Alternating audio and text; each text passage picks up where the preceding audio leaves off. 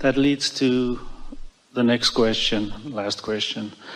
This feeling of liberty, being free from religion, made me aware of how stuck I am in my profession I am in now. Hold that thought for just a little bit, because there's a whole bunch we want to talk with you about, but we want to start in a different place. You said free from religion. A lot of people will say free from bondage. The only thing that you can ever be free from is your own resistance, because who you really are is calling you forward, and when you're not going, you've got resistance, and then you don't feel free. And you can give every excuse in the world for it and call it all kinds of other things, but the only bondage is not moving in the direction of who most of you is, who's calling the rest of you forward. Did you hear that? And so, what were you saying? So I know if you're out of alignment, the first thing that happens is fear sets in. I'm in a profession. You can be out of alignment and not feel fear. You just feel those stronger emotions. If it's something you really want and you're out of alignment, then you feel a stronger negative emotion. And eventually people end up with hypertension, anxiety, and all of those results. Because momentum takes them down into the bay. And I'm in a profession where I daily treat people with that. I'm a pharmacist, and I'm now so stuck because every day I know that's not what I want to do. The more I do it, the more I know I don't want to do it. But hear this. You also don't want to say, get up, you little dummy. I know. You also want to say, that's where they are, and that's their path of least resistance for right now. Don't you have to meet people where they are? But I want to think about myself. I want to get out of that profession. I so want to do what I want to do now. Yeah? And that is to lead them to liberty, show them about being in alignment. You know what? You can do both. You can stay right where you are and get yourself into alignment on a really regular basis. You see, as you make that statement, oh, it's powerful, and it's not the first time you've said it, and it's big, it's huge, it's in your vortex. And something that we want you to know, you've heard it from us before, but we must say it again, is that your inner being knows where you are in relationship to everything you want, and knows the path of least resistance to get you there. Knows your path of least resistance. Hear what that means. Your inner being knows all your limiting beliefs and all the thoughts that are in your way that are making it more difficult for you to get to where you want to go. But because your inner being knows where all of them are, your inner being can call you on your path of least resistance. Your inner being isn't saying, get rid of all the resistance and then we'll have a talk. And you don't want to say that to the people in your life either. Your inner being is saying, we know what you want, and we're calling you there. And it's a joyful journey as your thoughts turn to things. So don't make it the big deal that you're making it. Just enjoy your journey. Yes? And then you'll be talking with a sky cap, and you'll be listening to him interacting with the people, and you'll see the light in his eyes and the smile on his lips and the upliftment that he offers. And you will say to him, I really love you. Maybe you don't want to say that out loud, but Esther does. Do you have any idea how many you're lighting up just by standing here and being who you are? And he might say, well, I hope to write a book. And Esther would want to say, do it, but what could be better than this? Hundreds of people coming through your experience on an hourly basis, and you just standing there in all your exhilaration about life and feeling good with each and every person that comes through your experience. There's just not greater upliftment than that. It does not matter what you're doing. It only matters how you're feeling when you're doing it, because how you're feeling when you're doing it is an indication of how much of you is present. And when more of you is present, the leverage of alignment, one who's connected to source energy is more powerful than millions who are not, you see. So it's not what you're doing or how you're going about it. It's how you feel whenever you're doing whatever it is that you're doing. And so in your vortex are a lot of things. You wanted something that was a good living. You wanted something that was reliable and dependable. You wanted something that would be helpful to people. You've got all those things. Now, just like every creation, once you've created something, you don't stop creating it. You continue to add more to it. So you're adding more nuances to what you want. And we're not suggesting that you should stay right there forevermore, but we're just saying you can't get to where you want to go by trying to get away from where you are, because trying to leave one place puts you in resistance and won't let you go to another place. You have to love the best things about where you are, which opens the doors to even better. Yeah. Thank you. All my appreciation. Thank you.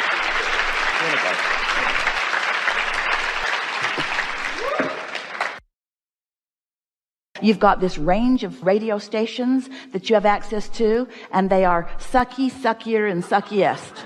That's the range that you've got. You can't go beyond that. If your reality sucks, don't you want to look somewhere else?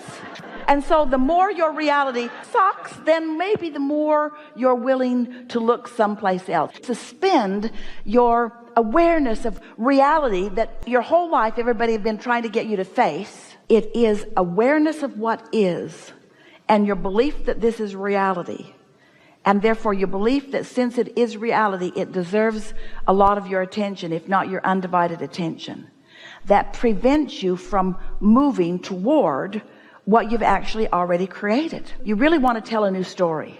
You want to tell the story the way you want it to be, not the way that it is. Most people are just offering lip service. They're saying what they want while they're feeling what they don't have. In fact, they're saying what they want because they're trying to overcome what they don't have. Well, anytime you're trying to overcome what you don't have, you've just activated the vibration of where you are. So the now reality keeps dominating. You could go to bed and you could suspend your momentum, and you could get up in the morning and you could briefly not be aware of that so much, and you could meditate and you could quiet your mind, and you could allow your vibration to rise where your inner being could offer you a suggestion. Your now reality, what you call this manifestation or this now, is old news. It's like gum you've chewed all the flavor out of. It's old news. It's already done. It's really not the present tense. What is the present tense is this vibrational reality. Hard for you to accept that something that you can't see and hear and smell and taste and touch is real, but it is. We know that it is. You've got this vibrational reality. Oh, it's pure positive energy, and it contains everything that you want, even things that you can't even identify that you want, because the components of it are so expansive, and the possibility of the exponential combining of them is more than your mind can even comprehend. This vortex exists on a vibrational level, and it is coded to you through your vibrational association with it. You created it. It will always be yours. It's the other end of your lackful stick. It is for you, and you have got to find some way of allowing your vibration to rise and become equivalent to what's in your vortex in order for you to receive the thoughts that will translate into the abundance that you see. Here's what's tripping all of you up. Your inner being is giving you the answer to everything that you want, but you can't hear it outside of your beliefs. So even though your inner being knows where your fortunes are, knows where to guide you, you can't hear it because you're vibrationally all wadded up in the what is. So when you quiet your mind and you detach, and you feel that detachment, and you're there for a little while, a few minutes maybe, and something occurs to you, something feels interesting, like I think I'll get a Slurpee at 7-Eleven, even something that unspiritual. When you follow it, and when you consistently follow it, before long those impulses are going to turn into something tangible enough that you can realize that you were receiving guidance that was guiding you in the best way that you could receive it toward the ideas that will blossom into the things that you are wanting. Just allow yourself to take a nap, go to sleep, change the subject, accept what is, satisfaction with what is. Just do your best to say, well, here it is, and things are working out for me, and I can't see how they're working out for me, but I want to believe that they're working out for me, and maybe they are working out for me. And I do like the idea that there are two ends of the stick, and that all of this uncomfortable experience that I've had has accomplished something. Maybe there is a vibrational reality. It could be that Abraham really knows something about that, and maybe I can find my way to that. And what's my path of least resistance to the state of vibrational beingness that would allow me to be the receiver? You have to find a way to allow yourself to be the receiver. And there's lots of things that you think you wanted. Inheritance would be nice, but my family didn't set me up for that. And the lottery would be nice, but I know the odds too much, and so I'm blocking that. And this could happen, and this could happen, but there are so many other ways through which it can come. You cannot face a reality that doesn't please you and be in that moment allowing the one that does. Your inner being never looks back. Your inner being never looks back. Did you hear it? And did you sort of kind of understand it and believe it? Your inner being never looks back. Now hear this. We have not said this before. What you call now reality is looking back.